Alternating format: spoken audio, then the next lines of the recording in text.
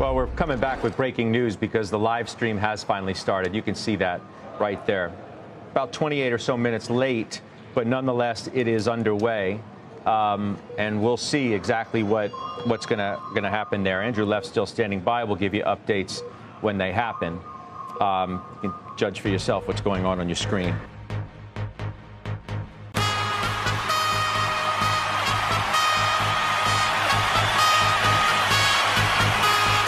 All right, let's fucking go. Let's fucking go. All right, 3, 2, 1.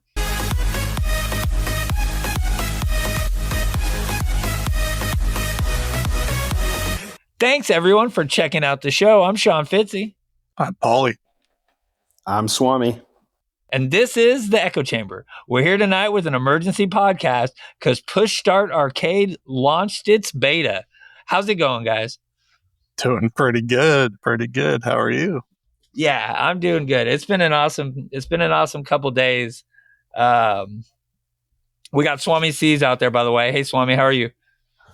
Yo, very excited to talk about this. Big day in GameStop. Yeah, it's been a good couple days, So we did our show just on Saturday with Aaron. It was a lot of fun. An OG holder, Dave, made a comment on Saturday about how he's got to wait to get a podcast, and Aaron's whole point was things aren't happening that much right now. And as soon as we dropped the show yesterday, we get all kinds of good shit with Push Start Arcade. So yeah, we had to come back very soon. So right now it is Tuesday at 7, so it's 10 o'clock on the East Coast. Thank you guys for hanging out with us over there, Paulie and Swami. We got all kinds of cool shit. I think we'll probably just get right into it. Unless Paulie, you want anything you want to say here before we get started? I don't know that I have a whole lot to add other than, I'm excited to get into the 10 on Push Start Arcade. This is really exciting news. It's something that we've been looking forward to for a long time. I also just want to acknowledge that, this is really just the public beta that's gone live today. And we've had a long list of speculation on what this might involve, especially based on where Push Start Arcade came from the social media profile that it took over and where we think it might be going. And so I really think that we're just scratching the surface on what it is, but I do think that this is an exciting beginning. Yeah, for sure. So I guess I'll go on a quick little bit of history. Well, Swami, we I guess I'm kind of rushing through it because we just got together. We did another episode before this about the meme movie. We've been talking about that for a while, so we knocked that out. Hopefully that's going to come out while I'm laying on a beach in Maui on Monday or Tuesday, even though I just saw a tsunami warning for Hawaii, so that's concerning. Yeah, I know. Is that just you just manifesting positive energy for GameStop, or yeah, they know it's a tsunami coming. I don't mean to make light of a serious situation for Hawaii. No, and it's I seem to bring or leave around natural disaster. I left. We love to go there. In 2023, we were there, and 2 days or 3 days after we left, that huge fire that rolled through, that followed us. So yeah, we've been around it. So I don't know. Hopefully I'm laying on a beach and not in my room listening to the podcast on Monday, because we have the Me Movie podcast coming out. But Swami, it's been a couple weeks since you've been here. You good, bro? How are you? I'm excellent. Yeah. What have I been doing? I don't know what I've been doing. I have kids, so every day just it's like a blur. Say no more. But yeah, I mean, GameStop has an interesting definition of soon. They said that something new is coming soon, but hey, it's 45 days later.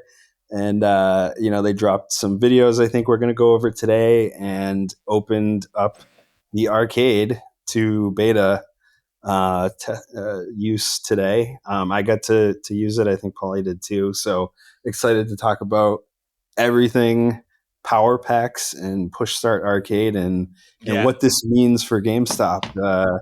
Seems like kind of a transformation, maybe, that sort of thing. So excited. Yeah. Okay. So yeah, I guess a little bit of backstory on the push start arcade. Paulie had mentioned that it was originally. So I guess the first thing we got was that first trailer, and I'll play that now. That came out June 13th. Was that right, Paulie? We were talking about June. It was Father's Day, so I guess that was June 16th. Yeah. So we got that. But the date in the file name posted to the website was June 13th. So I'm guessing that just means that the final edit for it came out on the 13th, so Friday. So I think Father's Day was the 15th actually. So the 16th was the Monday after Father's Day, if I remember right. All right. So we got the trying to get all my dates right here. So yeah, it's so important. I don't have my calendar in front of me, so I was trying to. So we've gotten a lot of Buck's ass in our face. I'm honestly, I told Buck today. I'm over it. But it makes me think of poop tweets, and I was trying to think what happened after the first trailer came out, because he showed us his ass there too. Yeah, so it was Father's Day. So that was June 15th was the day that the news dropped that something was coming, and that's when we got this trailer. But the file name had 613 in it. So all right, let's give it that file name was GME_PP_teaser A_2025 0613B.mp4. All right, I'm gonna play it now. Let's see if this is the first one.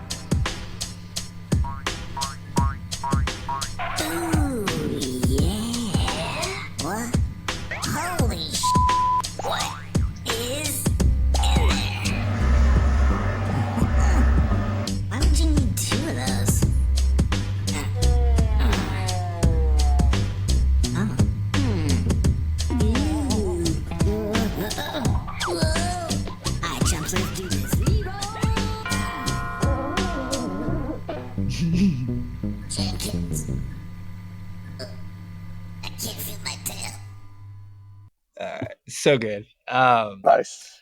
Yeah, so we broke that down on one of these. I think it might have been Aaron's first one, where we kind of dug into it. So we won't go into all the tinfoil. There are some reveals that we got from that one to the next one. So I think that's going to be kind of interesting. I guess some things that I just wrote down is, why would you need two of those? I don't think we got that answer yet. Yeah, I was just reflecting on that. Did we see any obvious things in the video that came out last night that stand out? So, I guess when we watch it again, maybe that's a thing to think about. Is there something that stands out as a duplicate?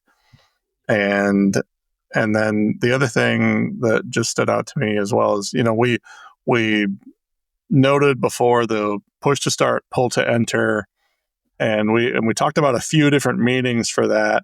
There's the double meaning behind the fact that it's a pull on the door, and it's hilarious that Buck finally realizes that after he's been camping outside the store for 6 weeks and still doesn't give a shit. It still doesn't pull, by the way. He still kicks the door open. In frustration, he kicks the door open. But we also talked about the fact that it's pack ripping is also called pulling cards. But I'm also mindful of the fact that when you enter a sweepstakes or a contest or a giveaway or some sort of a lottery, that's called it's entering, and so that's that you're entering a contest or a giveaway, and what GameStop has launched with this public beta, this first iteration of Push Start Arcade, it's a form of what's called gacha gaming, and not like gacha like haha I got you.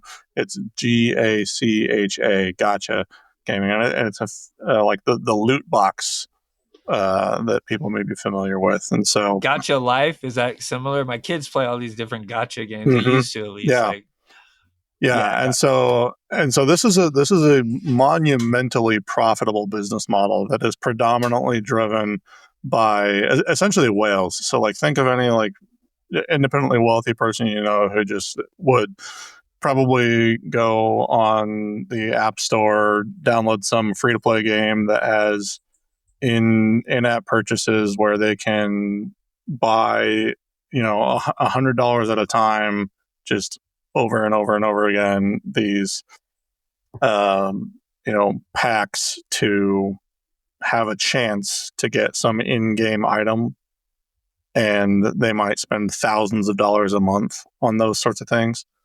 Those companies make their money off of those whales, and it's not the average consumer that they really make their money off of. Like the average consumer has fun playing those games and they'll spend some money on it, but it's the whales that are the reason that that business model is profitable. Because the whale will spend money until they get what they want.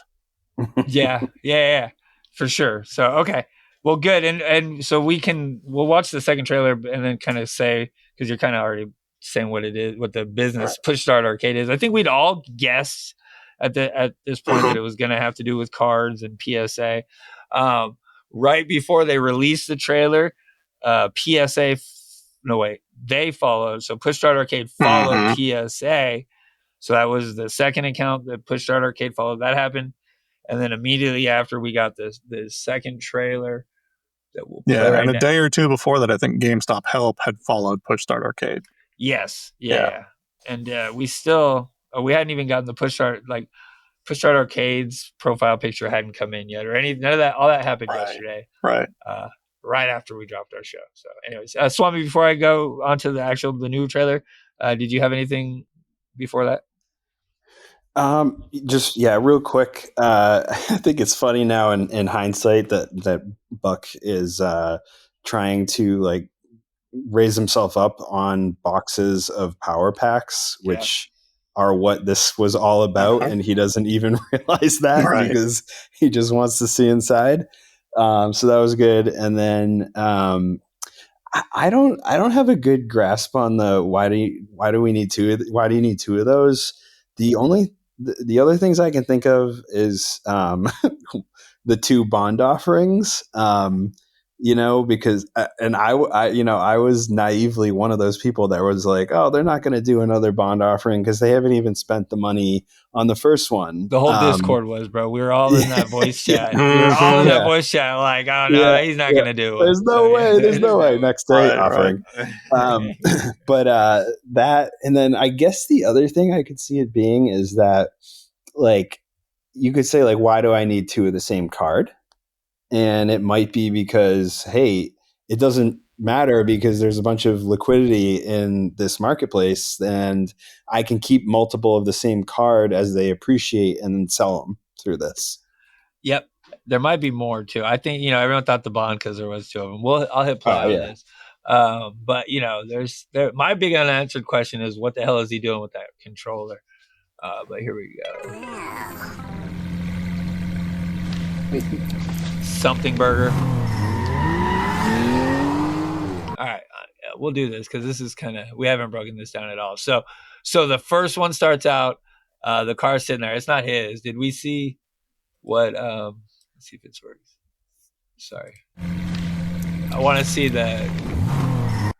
Oh no, we didn't get the license plate. It was a GME license plate last time. It's Love GME. So Buck's obviously GME. been LUV GME. There you go. So Buck's been sleeping outside this whole time. He has been pissing in jugs. That's what I assume those are right there. He's been camping out, like we see at the GameStop. In his hand, he has a something burger bag, not a nothing burger, which I don't know why. Everyone says it so much. It really does irritate me. It's done its job with me. Nothing burger. Anyway. And then over there on the corner, you can see it says buy app only. In the first one over there by the dumpster, it said line starts here. So they crossed that out. So when the view changes a little bit, that's actually by appointment only. The T is just covered up by that poll. Oh, okay, cool. Well, we'll hit play a little bit, but trying to think. Anything else here? No, it's always open, right? Yes, always open. All right, here we go. And there's a tumbleweed. Yeah. All right.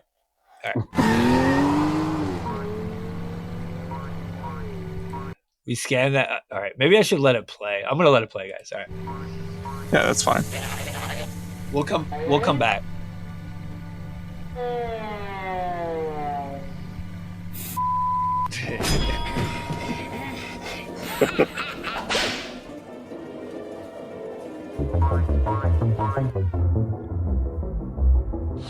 I want to know.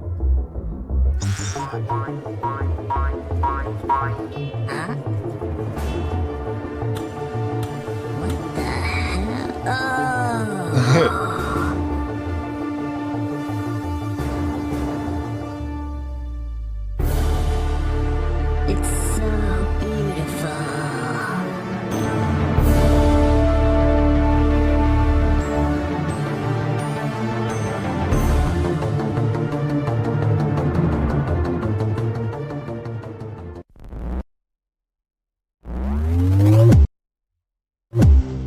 Trying to get it without it ending. That shit right there is so fire. Nice. Yeah. All right. So I'm gonna take it back to, let's see. So we talked about, okay. So Yeah, you got the Nanners billboard in the background here. yeah, let me go a little bit. Right we got there. the net. Yeah, right there. We got the Got QR, a QR code. code. Yeah. I don't know. We scanned it. I don't want to ruin it. Fine. It takes you to a Rickroll, so already having some fun. And there's meta stuff. By meta, I mean like pop culture references throughout. Yeah, if you haven't scanned that QR code, you now owe the internet scanning the QR code. You need to pay the toll. Yeah. So go scan it. For sure. It's a banana flavored energy drink, by the way, is what it looks like. Yeah. Narrowly legal, widely regarded. Yeah. Nanner's liquid energy matrix. Yeah. And so like someone was asking me about this, like narrowly legal, widely regarded. Because I had made a comment on like, okay, if you're not familiar with the vernacular, like regarded here as a euphemism for retarded. Yeah. And For so sure. people were like, well, what's the narrowly legal supposed to be about that? And I was like, well, that's probably just like a dig on like the energy drink industry as a whole. Like energy drinks are not very closely regulated, I'm going to say. Like they pack them with so much caffeine and like a bunch of other questionable ingredients. Like just in general, like energy drinks just are like narrowly legal is probably like an accurate description for the class of beverage. Like they are in no way good for you. They're not something that a human being should put in your body, but we sell them. They're highly addictive. And that is in a lot of ways emblematical of the things that are going on inside every casino and this very experience that we're going to be talking about here. Like it is an addictive experience.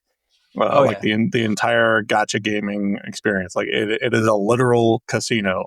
So like I think energy drinks really fit that brand really well.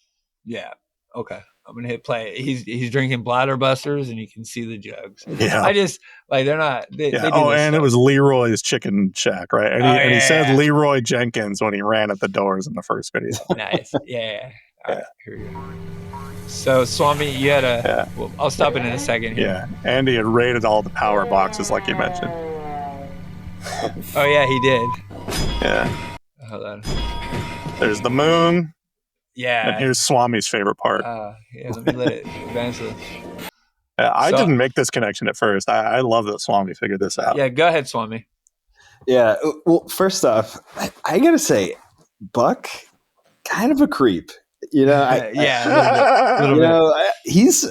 I guess he's sober now, so good for him. That's good, right? Like he's winning every day now. But his voice creepy. some things that we'll talk about here. Creepy. He was doing piss jugs outside. Kind of a weird dude. I'm just gonna say that. Yeah. But and then the other thing with the energy drink, it's an ape. Yes. Right. Like that's, I don't know if Paulie or somebody mentioned that, but they're making fun of maybe the retail shareholders. So they're trolling everybody in this thing. I love it. But I saw, as soon as I saw this scene right here, for some reason, my brain instantly got it, but it says when physical ruled the earth, which obviously is about physical discs, like that's been GameStop's quote unquote like problem. That's why they got shorted, because the industry was supposed to go all digital and they'd be left with nothing, right? No competitive advantage. But the whole reason they were supposed to go away. Exactly. Shorted into oblivion. But the banner, this is an homage, and I posted about this on X a bunch, but it's an homage to the like ending scene in Jurassic Park where the T-Rex actually comes in and saves the day by killing all the raptors that had cornered the people. And the sign that comes down as he's doing his huge iconic roar at the end is when dinosaurs ruled the earth. So I'll throw out my tin on this too. Interesting to me that there is a 2x leveraged ETF on GME that came out, I think, in April or May. Oh yeah, called T-Rex Shares GMEU. And I don't know if this is a call out to that or not, but like I said, the T-Rex comes in and saves the day. I don't know if that's something. And then the other thing is that Kitty's last X post is from an episode of Futurama called Jurassic Park. Yeah. Park. Yeah. And just the message when physical ruled the earth is like you're talking about with GameStop, but like the irony of the dinosaur knocking down the sign, talking about how dinosaurs are extinct, basically. Yep. So message. And he breaks his own fossil in the movie. Yeah. There you But go. he's alive. Yeah. So if we're gonna kind of try to hold that same idea, then physical is still alive, and that's key to this whole marketplace that we're doing with Push Start Arcade, is that it's backed by physical cards. It's not just loot boxes with nothing real in it. So okay, Paulie, anything here? I'm gonna hit. I love that you brought up all that, but also just like to kind of add on the fact with like the Jurassic Park bit was that there is some additional context with the Jurassic Park episode, was that the dog from Futurama, Seymour Asses, ends up getting turned into a pet rock, right? And then Fry ends up petitioning outside of the museum later, saying, give me back my pet rock. And he makes a comment or Roaring Kitty makes a comment in his live stream about GameStop selling pet rocks, etc. So like, there's a whole big like circle of information that is related in one way or another here with dinosaurs and Jurassic Park, Futurama. Like it's all like not quite 6 degrees of separation, So like you don't have to read into it too deeply in order to make the connection. Is all I'm saying. So like, I think you and I have both made some posts repeatedly about it on X, and I think it's just kind of interesting that it keeps coming up. Yeah, it's crazy. And the other thing is that there's a moon behind Buck here, and it's quite prominent. Oh yeah, the Buck. Very moon. big. Yeah, a buck moon. Yeah. Yep. So here comes my favorite part. Yeah. Got him in the ass. I think it slapped his tail, right? Yeah, something like that. Which is weird because it went the weird way. But anyways. Yeah. Sniffs the joystick. Yeah, unanswered. which is funny, but I don't know why he's sniffing the joystick. Like there's all sorts of like IT directions you can go with, like packet sniffing maybe, but like I can't think of a specific connotation for like joystick sniffing. Unless it's a meme that because he has another meme that's referenced. So maybe it's that, but they do, out of order, broke screen, stapled to the. Yeah. That's great. Yeah. Great pop culture reference there. Yeah. It's, everyone knows, but the staple gate, it's perfect. That is an unanswered question. What he's doing here. I feel like that there's more to come when it comes to that. What just happened.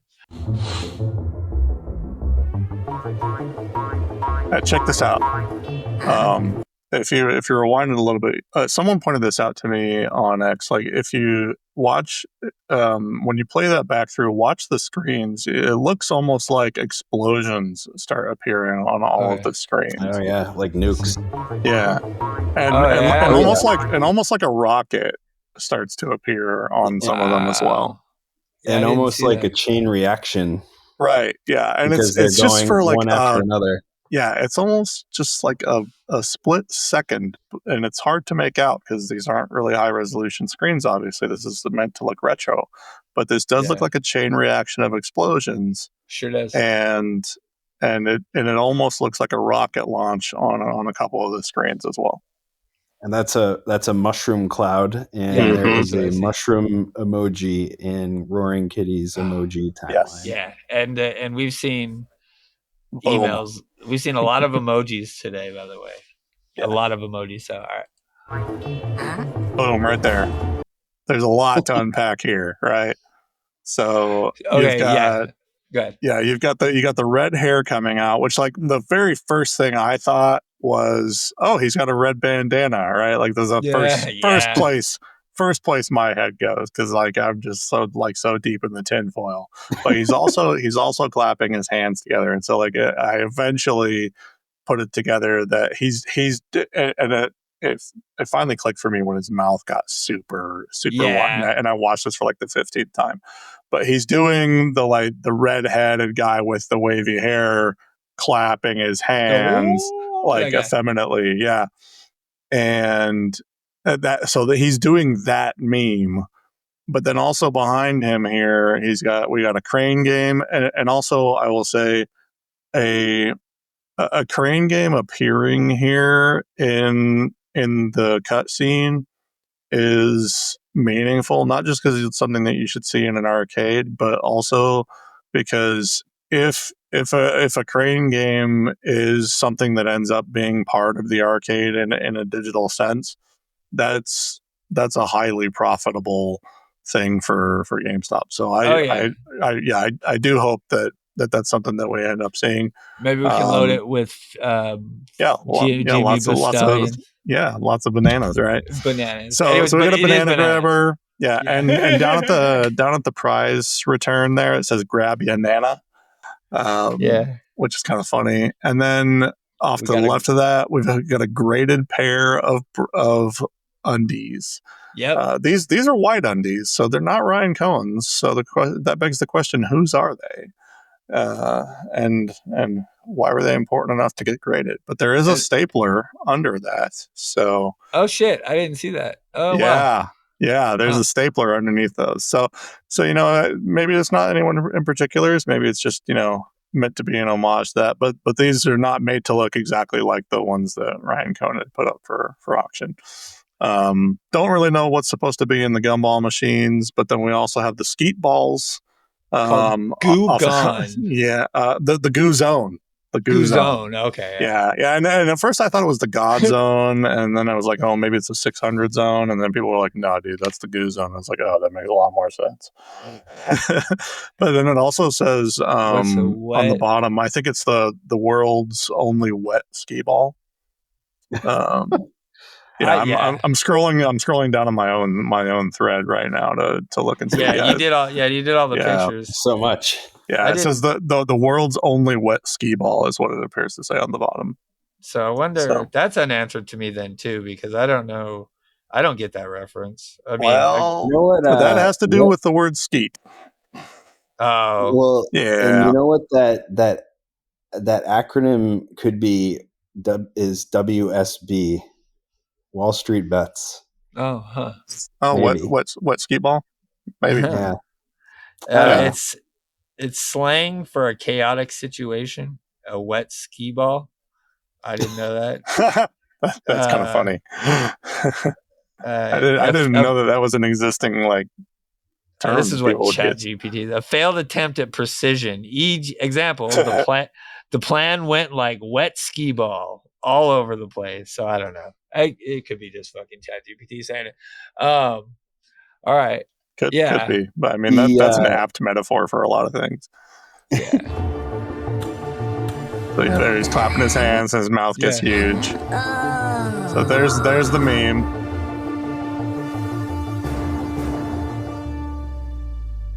So then we get the pan, and there's a ton going on there, right? Yeah, I think I got it all. Well, there's more on the left over here. Let me let it play up a little bit. Yeah, so I guess so the only thing that really cuts out of frame there was the change machine. Which said, I took a picture of it last night. I don't remember exactly what it said. Yeah, so it's just got like $1 and $5 bills on it, and then change. And I mean, I just think that having a change machine there, like it's something that normal that you would see in pretty much any arcade, because most of the machines take coins only, right? Yes. It also has some sort of a V logo on it somewhere. Can't really make out the text on either side of the V, but there was a V logo, and so it's a change machine that takes $1 and $5 bills. Does not take larger bills, so I thought that was interesting. Some change machines will take 1s, 5s, 10s, 20s, But my thoughts on this was, this is sort of a relic of a bygone era, but it's a necessity in establishments like this where the machines take smaller denominated currency. And it's also emblematic of the transformation that GameStop has been going through. I mean, change is what this is all about. And, we saw earlier in the video that it's, when physical ruled the earth, and then we have a 180 pan on the camera, right? And as it does that, we get the first item as the 180 is happening is the change machine. And then everything to the left of that is sort of what is, I guess, representing what's after the change, is how I would interpret that if I'm going to take the metaphor full circle, I guess. Do it. I feel like they go into they have so much stuff here. There's so much to like just in this image right here to pick apart. Swami, do you want to grab a section of the screen and dig in a little bit? On the left, go ahead. We got collectibles everywhere. I can take the vault rules if you want to start on the left. I think Paulie did a really good job on all that stuff, but I went into the vault rules. Okay, I thought you did a really nice job on the vault rules. Thank you. Do you want me to do that, Fitzy? Yeah, I'm just like scratching myself. Anyways, go ahead. Yeah. So the vault rules I kind of honed in on because it started like clicking for me in my tinfoil brain. So to me, my interpretation of this is it's a all-out troll of Roaring Kitty. Because, and I'll go through it, right? So the first thing is no cat calling, avocado smuggling, or sudden transformations. So like all three of those things, Roaring Kitty, pretty direct, isn't it? Yeah. Like, but it's like no calls for cats. Roaring Kitty bought 120,000 calls in May of last year. No avocado smuggling. Kitty had the avocado in my anus meme. He posted his Chewy 13G, dumping his shares on National Cat Day, 10/29 last year. That's the day that the avocado account posts. So, you're not allowed to smuggle that avocado in here, Kitty. Transformations are not sudden. Sorry, Kitty. They take up to 5 years. Um, the pre-slabbing, I wasn't as strong on, but I thought of it as like, if it's a kiddie troll, like no pre-market moves, because his Chewy 13G buy was done pre-market. No And then obviously pre-slabbing in the lobby, right? yeah, Okay. yeah, It's a little I would, blurry. yeah, it says no pre-slabbing in the lobby. I definitely would love to hear feedback on that one, because I don't feel as confident in that. Yeah, so What, if you want, I can jump in on that. Just because I yeah. had someone reach out, and I'll back up a little bit first too, just because I like what you said about the cat calling and the fact that like call options were involved. I was actually reflecting on Roaring Kitty's initial position in June yesterday, and the fact that he started with 5 million shares, right, and 120,000 call options, and 120,000 call options is enough to get you to 12 million shares if you have enough money. So 5 million and 12 million, and what's the day that he came back? 512, right? So like I love the constant symmetry he gives us with the numbers. So just kind of throwing that color in there, but then also with the slabbing and the pre-slabbing, I think that, you know, what you're saying here with pre obviously having something to do with pre-market, I think that makes a lot of sense. But one person had commented on my thread last night that slab here might have something to do with securities lending and borrowing or short selling. And I thought that actually makes sense, you know? Yeah. And then when we get into the slab busters poster as well, like that also starts to make sense. Yeah. Yeah. Wow. So I think like when I first started looking at everything with the slabs here, like I was only thinking about it in the PSA context, but when I started thinking about it from the viewpoint of the securities lending and borrowing and short selling, I was like, oh, okay, yeah, this might actually mean something here. So I think that could give us a little bit of meaningful context if we start to think about it in that frame of mind. Yeah, that's I love that, because um, and I'm looking it up right now. Like, it looks like that is kind of an acronym. Like, I see stock lending and borrowing. So again, just like it's short fuel. So Yeah. none of that. Yeah, and is I allowed think here. most of the time they would like the people in the industry would just abbreviate as SLB. So yeah. And the fact that, I mean, the slab busters, like, Yeah. It's exciting, isn't it, when you start to think about it in that frame of mind? Right to my veins on that stuff. If they're gonna bust the stock lending and borrowing people, let's fucking go. Yeah. Yeah. And I'm going to look up who it is that said that, because I thought that was a really, really great idea. We're gonna welcome Bad Robot to he just joined us to the show where he had dinner tonight, but he was getting FOMO on us. Look at this guy. Yeah, so he jumped in. Just I think he knows where, but we're so we've watched the first one, and now we're watching the second one. We're almost through that. We're just kind of talking about all the stuff we saw. Swami was just telling us about the vault rules. Swami, you're on number 3 though, right? Yeah. And the person who had told me that it was co-insured, looks like. Cool. Thanks for having me, guys. Shaun, good to see you. Yeah. Hey. Yeah. Glad you could join us, Bad Robot. Yeah, man, I'm so excited. I bet you guys are really getting into it. But I'll say this. You know, my mom always told me, when you show up to a friend's house, you can't show up empty-handed. And I come bearing some fruit. Okay. And, boy! I think you guys might like it. So I'm excited. let's do it. Let's do it. That's great. Cool. Uh, so where was I? The pre-slabbing thing. Yeah. All Pre-slabbing. right. So the next one is no mixing artificial and regular intelligence in front of the staff.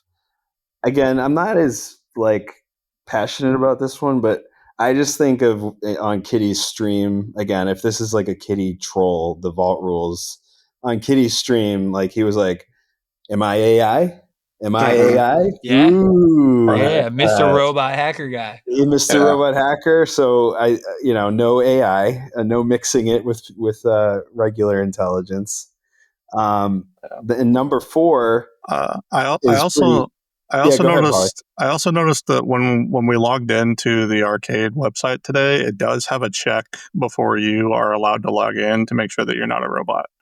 So Yeah, like it doesn't make you like complete a puzzle or anything, but it does check like it has a little brief pause to make sure that you're not using like automated tools to access the website. So it looks like they have some anti-automation tools on the back end to make sure that it's humans using the website. Yep. All this robot discrimination is about. I know, right? I don't know, man. I know. You just got here and we're already bashing you. All right, number 4, no racing towards or running after chase cards. So I love this one. Chase cards are obviously like that's a thing, right? In pack ripping and like, what is it called when you put these together? These packs? I don't even know what a chase card Oh, is. a repack, you mean? Yeah, repacking. Like Yeah. that's like the phrase for it is like a chase card, I think. Like Shaun asked a good question. So what, Swami? Tell us what a chase card is. I think it's like the card you want, right? Like it's Right. the card you pull. It's a rare card, valuable. It It's would be the like ultimate. It's the list of ultimate prizes. Yeah. Which so is, like the like, chase card amazing. is it's like so like each set of or each series of Pokemon that gets released each year, like it's got a particularly rare card or one that everybody wants that just isn't printed. There aren't as many of them, so something like that. It's typically one that has a higher rarity, a shorter print run, or just looks cooler. Like that's typically going to be what makes it a chase card. So it'll normally have to do with the availability of it more than anything. But I mean, like Charizard, for example, is almost always going to be a chase card in one way or another, even though there are tens of thousands of them out there. Like it's one of the most popular cards of all time. It's still a chase card.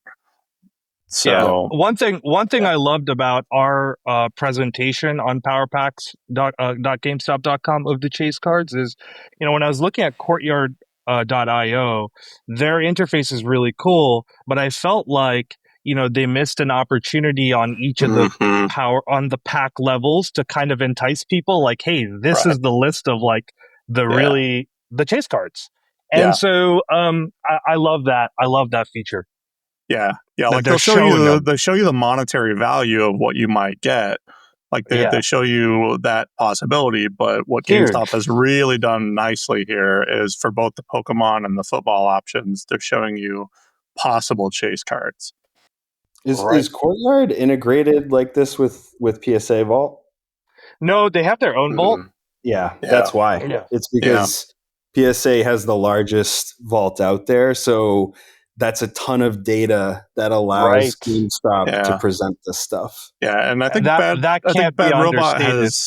Bad Robot has a little bit of intel on the approximate capacity that PSA has on their vault.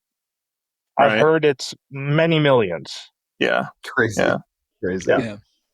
Quite a bit. All right. So that's the surface level, but what's the troll of Roaring Kitty? Well, obviously he was a track star, right? He was a runner, and I see multiple things in this one, like no racing towards or running after chase cards. What kind of, like, Kitty likes to post Uno cards. Running after him with his cards sounds like FOMO. I think it's like Yeah. literally saying, don't go buy the stock after it's already mooned, you idiots. Like, and Kitty's the one who's quote unquote making people do this. So I think that's like a direct troll of him, like easy to piece together.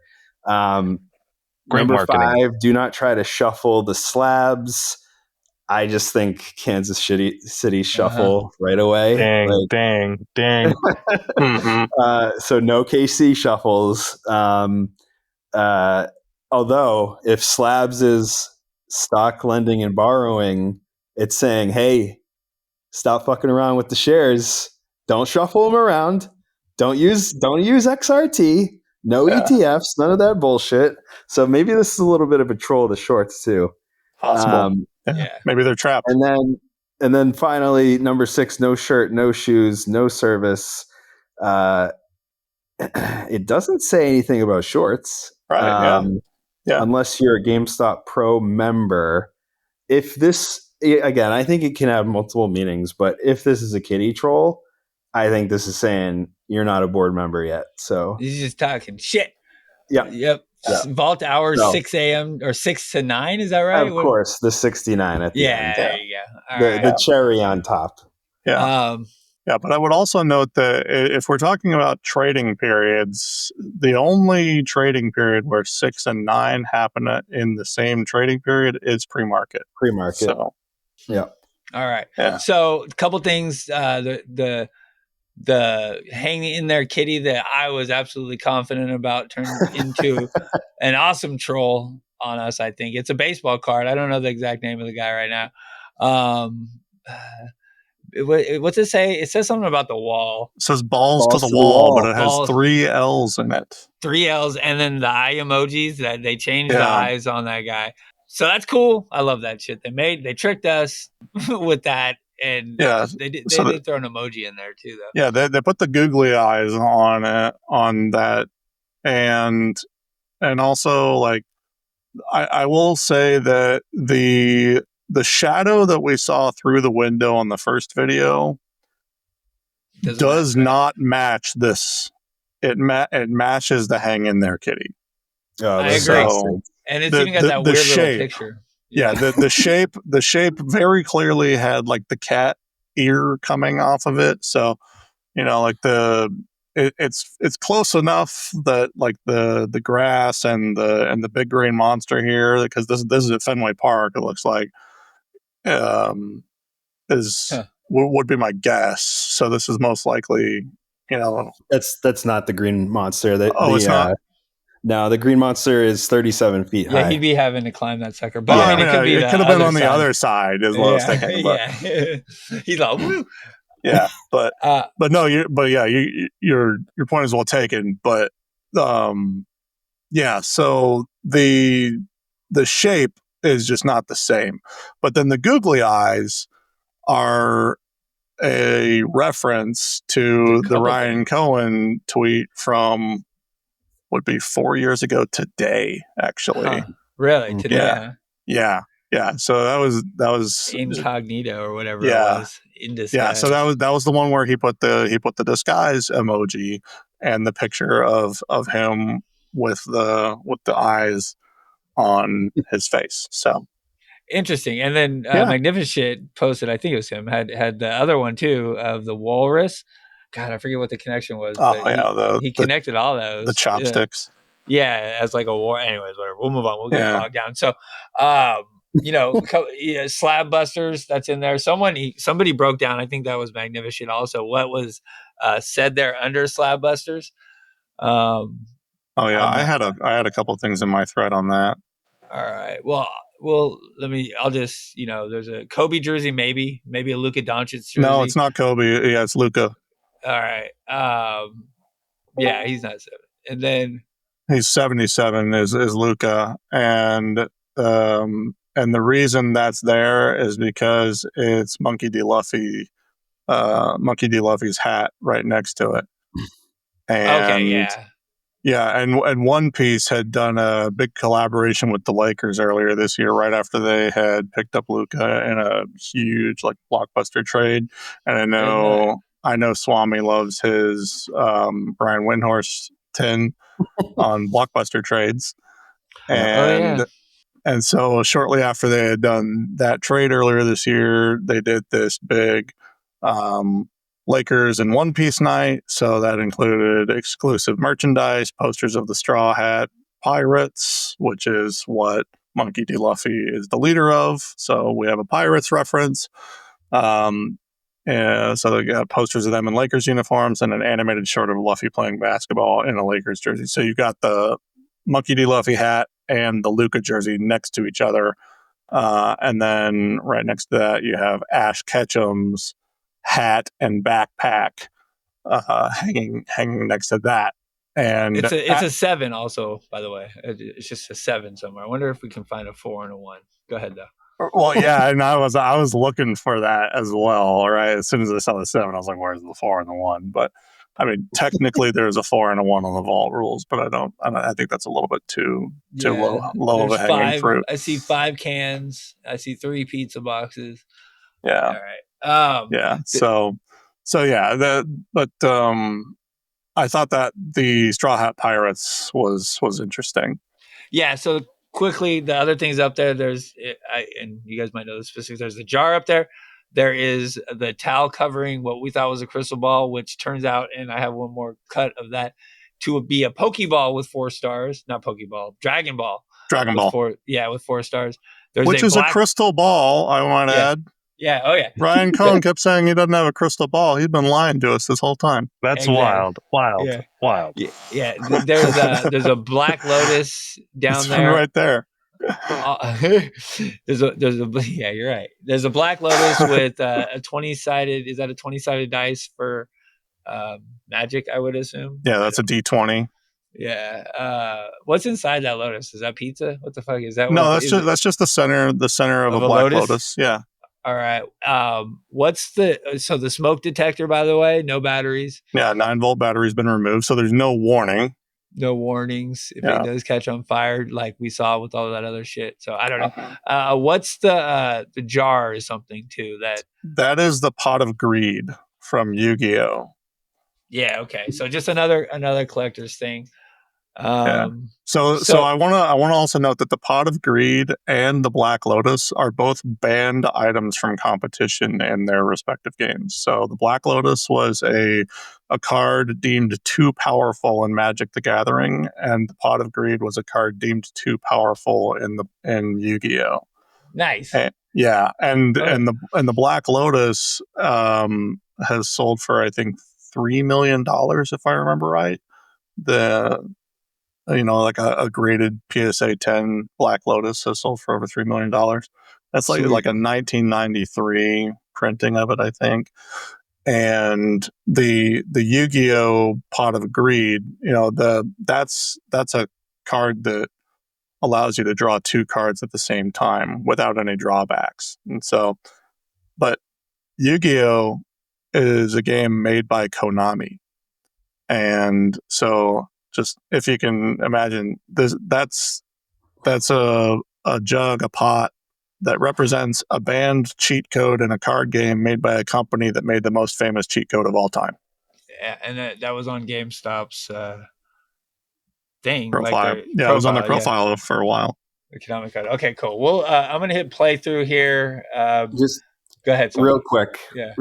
I'll be quick. Oh, and there's pizza. Yeah. Yeah. and a bunch of card packs on the ground. Oh, yeah. And the energy drinks. So just real quick, with the slab things got my brain going now. So like I see like slab busters. So we're busting shorts. And it's Buck as the ghost. But what's another word for a ghost? Phantom. Phantom shares. Yeah. And what is the Pot of Greed right above it? It allows you to draw two cards. Like so, it's an unfair advantage. Exactly. Those 2 things are like unfair advantages that got banned. Yeah. So I just see this as like a FU to the shorts. And then the Dragon Ball though, that I'm not a huge Dragon Ball guy, but I believe when you collect all of those, you can have any wish you want in the universe. So I don't know what that means. But there is also the dragon opening his eye in Kitty's meme. I don't know. Yeah. I don't know. Just throwing stuff out there. You make the connections. I certainly have. Yeah. Swami, it's good to hear your voice, man. Yeah. YouTube Bad Robot. It's funny. We were saying we got to get on the same show together, and look what happens. The universe makes it happen. Yeah, GameStop I know. forces us. GameStop delivers. Yeah, GameStop does. This does say GameStop time and PSA in the game console that he's looking at. So that's cool. That's something different. I'm just gonna play it real quick because there's really nothing much left.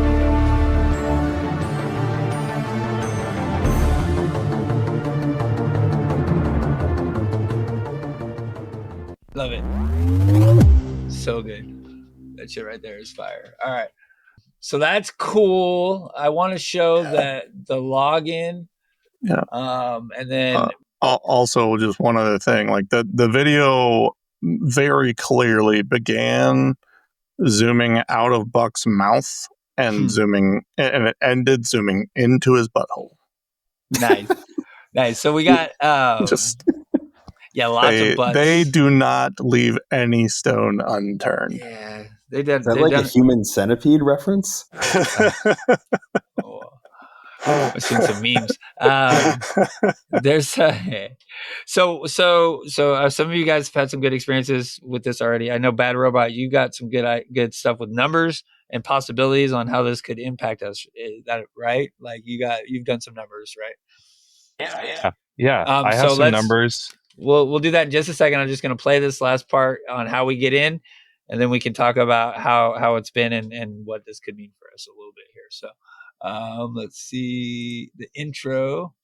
So this is when you join.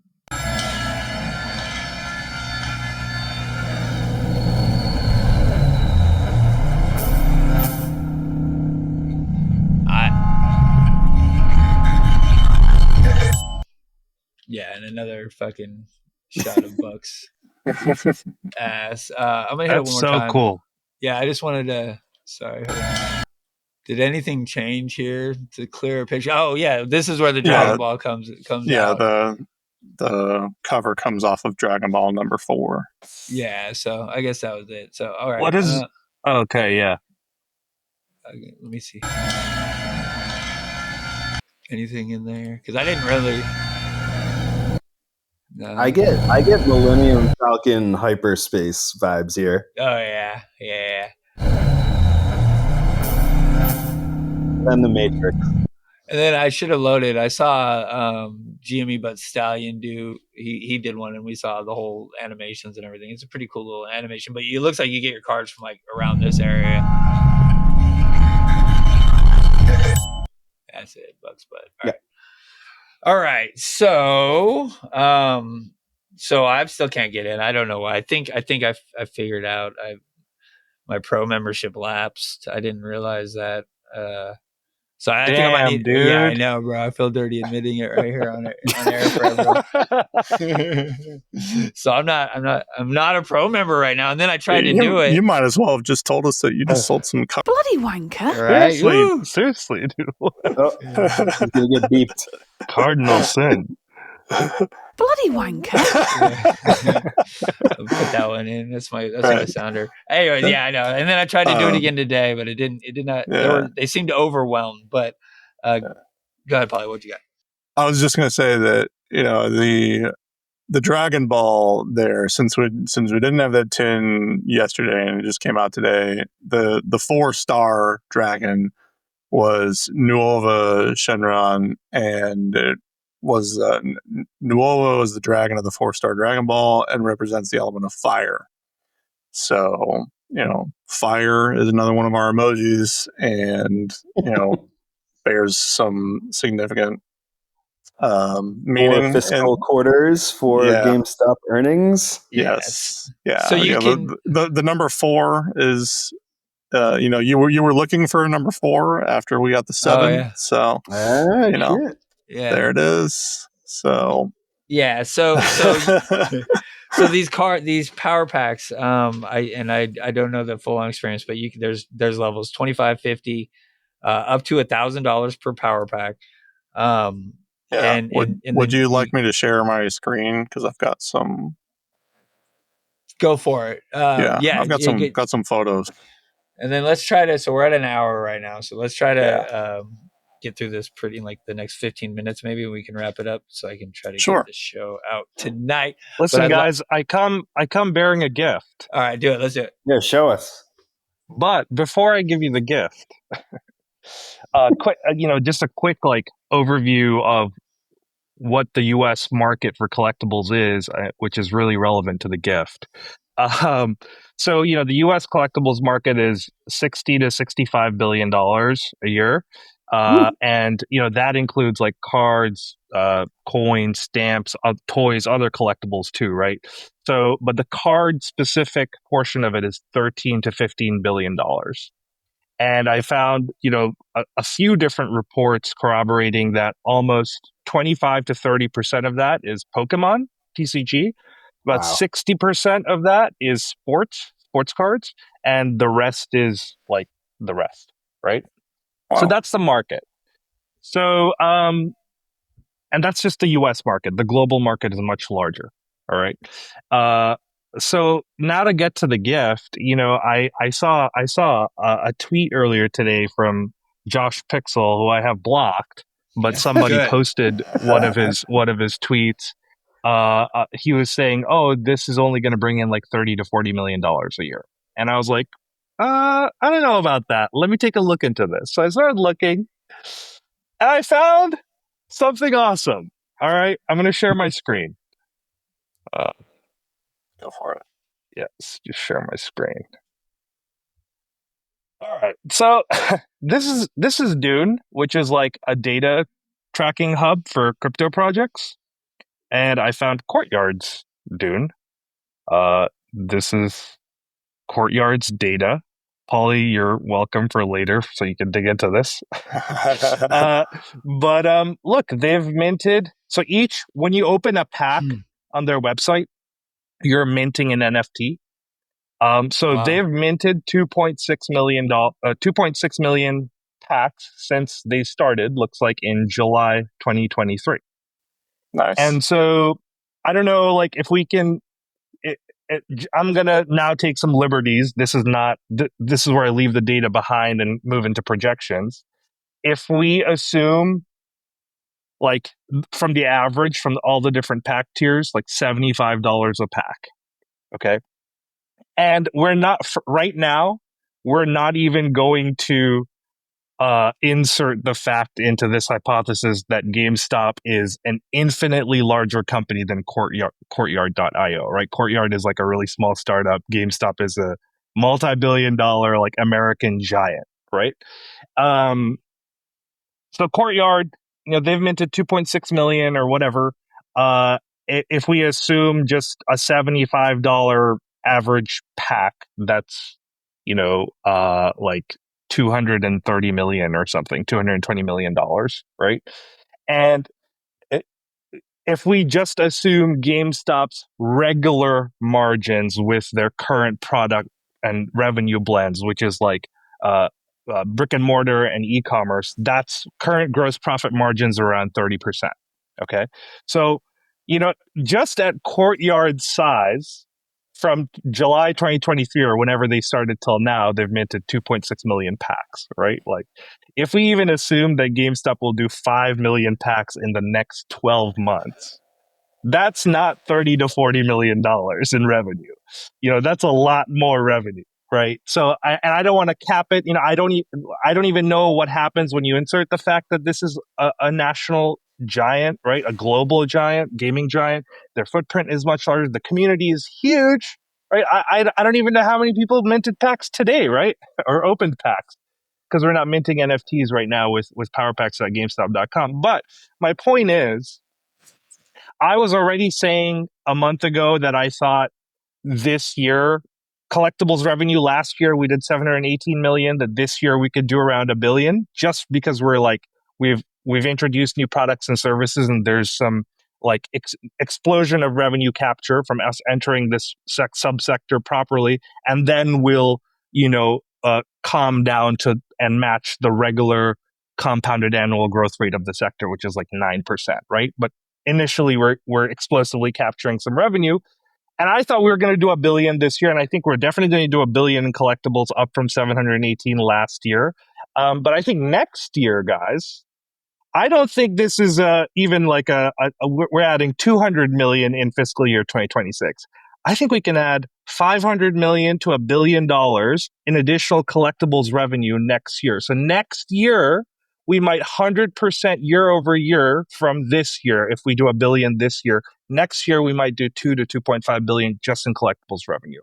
And I'm talking just from a larger version of Courtyard.io.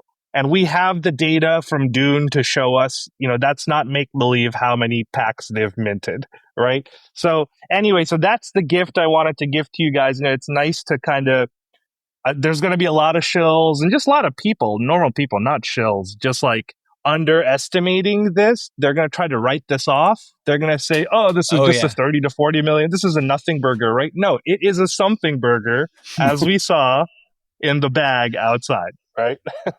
Nice. Yeah. That's good. That's good shit. So, Paulie, you and Swami both open packs. You guys want to maybe take us through how that went? Swami, how did they go for you today? Yeah, I didn't even see the email. I just tried logging in and it worked. So sorry, Fitzy. Yeah, but I am a pro member, proud pro member. It's probably my fault. Yeah.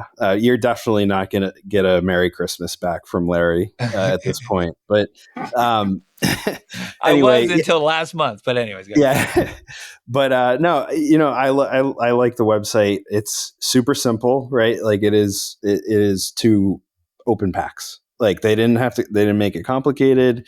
It's a nice UI. And yeah, the way it works is like you pick the tier pack. They have all the data about like what the chaser cards could be that you get in it. You just hook up your payment through Stripe, which connects to your bank account. So you can withdraw the money that builds up in that that's good credit, I guess, at the top right of the screen right there that Paulie's showing. And you just pick, you pay, it opens, and it instantly tells you this is what you got. This is what it's worth. GameStop will instantly buy it back from you at 90% of the fair market value. And then if you choose to do that, there's also a 6% fee for selling it, which is less than 50% of what eBay charges at a minimum. Probably, even bigger discount compared to eBay. So wait, and they list that on the GameStop marketplace? Yep. What? Yep. No way. That's awesome. Yep. Because that's the big thing, guys. Because eBay charges 17 to 20% fees when you sell cards. It's ridiculous. It's ridiculous. No, it's completely transparent. It is a line item you see when you're deciding to sell it. That's so cool, because that's the big opportunity here for me is for GameStop to attract millions of collectors that would rather sell on GameStop's marketplace. That's awesome. I didn't know that. Yeah. So that's and then that stuff's kind of covered here in the FAQ. Yep. Yeah, the if you sell it back, it goes into that credit account, and you can see how this works. Like you build up enough credit after even one rip or two, and then you can buy another pack. And they make it really easy to buy. And so you can withdraw the funds easily. Is that what you were saying? See, that's already we're a step ahead of the marketplace, you guys. All the ones saying this is just another marketplace. You can get your money back from this one, so that's good. Anyway. I'll have an offer available. So I'll give a Shaun, that's a really good. A lot of people are calling this like a big gamble. It's a casino slot machine. It's a loot box. That point is very prudent. Like this is a real world asset that you're getting that you can immediately get value from a very liquid market, including the purveyor of the good, right? So that's a very, very strong point in how this is different from just like a random slot machine, you know? Yeah. So this is actually something new. Like, this was not on my account earlier. This came up as I went to my collection today. I did not have this earlier. It just, gave me the offer to list my items on eBay. This was replaced by this message here: one offer is available. So And PSA saw your card and made you an offer? yeah, they're like, "Ooh, we want this." Yeah. So it says, No, you and can they do review it the like offer. 90% of my vaulted cards have PSA offers on them anytime I want to sell them. Yeah. And then Yeah, so you got this in what pack today, Paulie? So this was in a silver pack, actually. So I paid, and I actually put this in a note on it. So I wrote Power Pack Silver level, and I wrote that my cost was $50. So you actually have the ability to make notes on things in your collection. And so I went in and I wrote under my value $95 because I went and checked what PSA's estimated value is on this based on what this card is actually selling for. And so I've done a little bit of research on this. The card ladder value on it. So there's two different ways that they will allow you to estimate the worth on these things. And so I kind of go over to my photo album here. So this was me just kind of looking at things from my phone earlier. So this was my experience going through, looking at it all. So with that offer, you at least made your money back on that first pack. And how many came in the silver pack with it? Was it just that one? Or It's just one card, right? So what I did was I bought 4 packs today. So I bought actually a gold pack first, and this is the card I drew. So I got a Japanese Sylveon Mint 10. So yeah, so I got this one in the first one, and so they offered to buy it back at, I think it was like $72, something like that, and I was like, nah, I'm gonna hold that. Yeah. And I didn't sell any cards back today, actually, and then I bought the. Well, hey, Paulie, one sec. Yeah. What was interesting when I integrated when I connected my PSA vault, because I sell stuff, I've been selling stuff through the PSA app and buying stuff from eBay and stuff. All of that data actually transferred over. So like any sales I've had in the last week, I can see it's basically the vault, because the PSA had a lot of this functionality on their app. So, and they just kind of ported it over as almost like an API for this is basically like which a is really cool. well white labeled PSA service is essentially what it is. And so I bought 4 packs today. I bought this one down here. The Sylveon was in a gold pack. And then I bought the silver pack, which I got the Charizard in. And then I bought a starter pack, which is what I got the Raichu in. And then I was like, I'm going to get one more silver pack. And then I got this Pikachu. Yeah. So wait, you spent how much? So that would have been $225 all in for awesome. all of for 4 that. cards, So, right? Yeah. So it was one $100 pack, 2 $50 packs, and one $25 pack. But nice spread, bro. But just the street value on those, if I were to go sell them all on eBay right now, would be somewhere around $256. But there's fees involved on selling on eBay, right? So I think for me, probably the best course of action is to probably sit on these, let them appreciate in value, maybe even ship them home at some point. The other thing about these, and I think what a lot of people don't necessarily understand right now, a lot of people think that these are just NFTs. These are not NFTs. And as far as we're aware, there is not yet an NFT component to the Power Pack marketplace. There is not currently, as of yet, an NFT flavor to this implementation. There may be at some point in the future. I really hope that there is a digital tokenization of these real world assets. I think that that's the direction they're heading in, but that's not yet an implementation of this.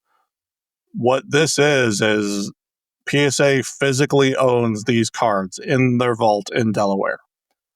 And if you would like to own the physical copy of the card, you can pay to have them ship it to you. But they are custodying it for you in the meantime. And so this is my screenshot of the actual PSA app, and so this has another view of the PSA value, and then their interpretation of the increase in the value or the loss relative to my cost. So this is just kind of another look at that. So this is my look at the mobile website, and then this is my look from the PSA app. And this is just a look at the slabs from the downloaded images from the PSA app. So I thought I actually did pretty good today, with my polls. I didn't feel like I needed to sell any of them back, and I did pretty well for myself. And Nice. then the other thing is that if you are going to ship from the vault, and this is the way that it works for anything from the vault. And Babby Robot, I know you probably have some experience with this because you already have cards vaulted from them. This is no different from how their vault already works. So I think for things that are in the power packs versus regular vault, this is just the regular vault terms and conditions. If something's been in the vault for 90 days or fewer, then you're charged an early withdrawal fee of $4.99 per item. And if it's been in there for more than 90 days, then it's $1.99 per item.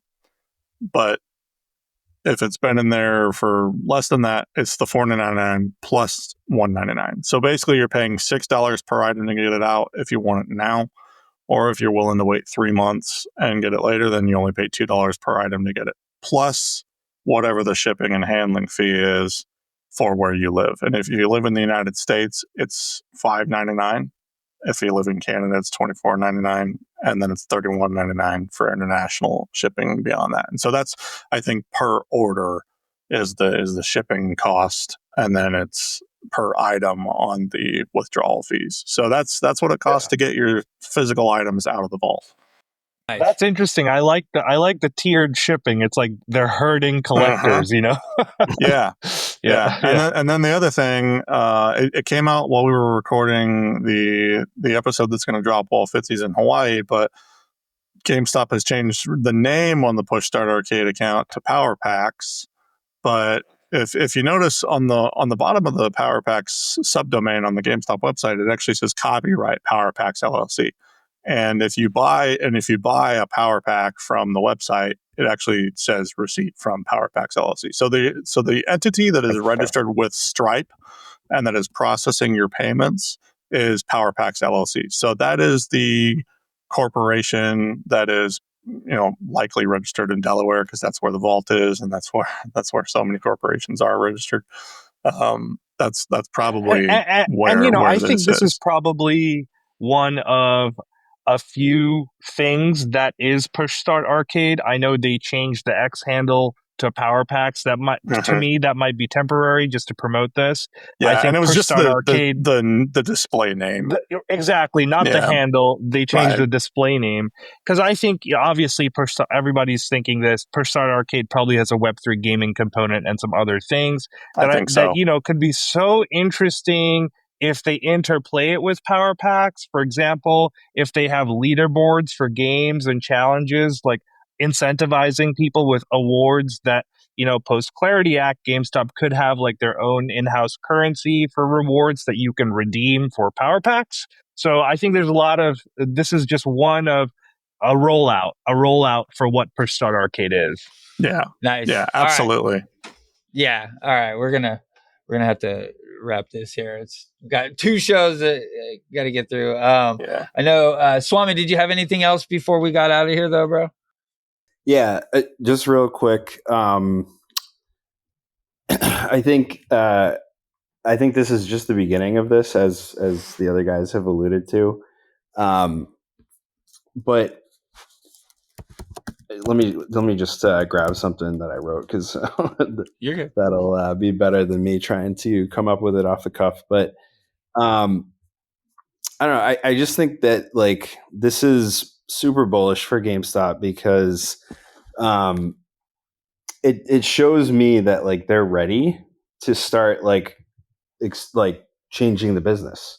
You know, like Yeah. for so many years they were bleeding money, and Ryan Cohen talked about this in his recent interviews. You know, they had to stop the bleeding. They had to get to a point of profitability, and they've achieved that. And now it's the turn, right? Like this is when they transform. This is when they change their business model. So like just looking at this platform and like what they're doing, it's a reinvention of the business model, because they are not a retailer here. They are providing a technology platform in partnership with PSA. They don't have physical inventory. They're providing liquidity, but like they can buy and sell these cards really quickly. That's proven through this, right? So they're not like buying a bunch of inventory and hoping it sells, and whatever doesn't sell, they have to mark down as a loss. And like that's the old model. This is a reinvention of the business model. And like Bad Robot loves this stuff. Like they're getting revenue on transaction fees. That's how they're making money. They're providing a technology platform and they're taking in transaction fees. I think they're going to expand this to have a whole lot of stuff, so that credit, dollar value in the top right of the screen right now is going to encompass multiple projects with GameStop. And I just see lots of opportunity here. So they're changing what they're doing. This is not the old GameStop, and let's fucking go. Let's fucking go. All right. Love it. Yeah. Okay. I think that's it. Anyone else, Robot? You got anything else you wanted to throw out there? Yeah, no, with the inventory, that's cool. I think not only that, but they're also, because a lot of people are trading it in immediately, right, to get 90% value. They're also like shuffling inventory over and over, so they can probably sell one card like 80 times before someone actually brings it home. Yeah. We were talking about that earlier. Like, Nice. maybe taking a lesson from Kenny. Maybe they don't even have the card. They're just gonna wait. Yeah. Oh my God, that's until hilarious. someone wants to pull it out. Then they go find it at their discretion at a price lower than needed. They're a market maker. Yeah, exactly. Now they're a market maker. So cool, Paul. You got anything? On that, one more thing. It was interesting. The same day that Ryan Cohen was at the Bitcoin conference, with that interview he gave, I was watching. I had it on at work. I think 2 or 3 hours, or maybe 2 hours before him, the CEO of Stripe was on, who PowerPax is set up with directly. And just as of May, they're offering their merchants, I think it's, don't quote me on this, but up to 20% of their incoming revenue in Bitcoin if they want. Oh, wow. So I don't know how the conversion's happening, who's doing it, who's eating the fees, blah, blah, blah, blah, blah. But it's interesting that they have it set up with Stripe specifically. Sweet. Yep. All right, Paulie, you got anything before we get out of here? I'm excited. I love the fact that they launched this beta before the second quarter ended. Yeah, that's a good point. I really think that we are not bullish enough on what this really means for GameStop long term, but we're probably also not bullish enough on what it means for GameStop in the second quarter. We don't know what GameStop Canada sold for, and all we know is that it sold on the very first day of the second quarter. That was intentional. Yeah. We don't know exactly what their cost basis was on Bitcoin. That's also intentional. We don't know what their market share is on Nintendo Switch, but pretty much everybody seems to agree that it's the most successful console launch of all time, and GameStop's got a good chunk of the market. We don't know how successful this launch is of the beta, but there's a lot of hype around it, and we know that this style of gacha casino type of pack ripping is extremely lucrative for the business, and people love it. Like it is a rush of blood to the head, to borrow from Coldplay. I mean, which we talked about in our episode that's going to drop while you're in Hawaii. And I mean, this is just it is a straight money printer for GameStop, and the people love it. So I think this is just, it's going to be great for it's going to be great for GameStop. It's just it's going to be a matter of time before it shows on the chart. I think Yeah, we gotta remind ourselves of that, because No we doubt. are investors, we are traders, right? But we can also enjoy the ride too while we're ripping packs and enjoying that. So I'm excited. I think this is going to be a lot of fun to be a part of it, and I really just hope that as both an investor and a trader and a customer of GameStop, I would really appreciate it if this does manifest on the chart, because I would like to rotate some profits in GameStop into those diamond packs at some point. Right. But it's going to be hard to justify that, unless we're able to, get some revenue from the stock performing well. So Yeah, we need a GME run. I need a MacBook. That's yeah. I need a GME run to make that happen. Yeah, we're not seeing very much. Today was bad. Not bad. Down 1%. We're at 22.67 right now in overnight trading at about 11:30. I bought shares today, by the way. Nice Me job. too. Yeah, we are in FAFO territory right now on the chart. So for real, like double, triple, quadruple, whatever bottom. There might be another dollar to get to that 21.50, but I don't think we go anywhere lower than that. And it looked like they're trying to get us there. So I mean, they're tickling the 20-month moving average right now. Yeah, that's our bounce spot. That has been the most reliable support for an entire year right now. Yeah, so we're close. It might just be a matter of next week. So, all right, guys, thanks everyone for coming on. I appreciate it. Thanks for joining us, Better Robot. Thank you, Swami. Thank you, Paulie. We'll be back. We'll be back next week for another show. Actually, probably about 2 weeks, but we'll release an episode here in the meantime. All right, guys. Thank you. Bye. Thank you. Bye.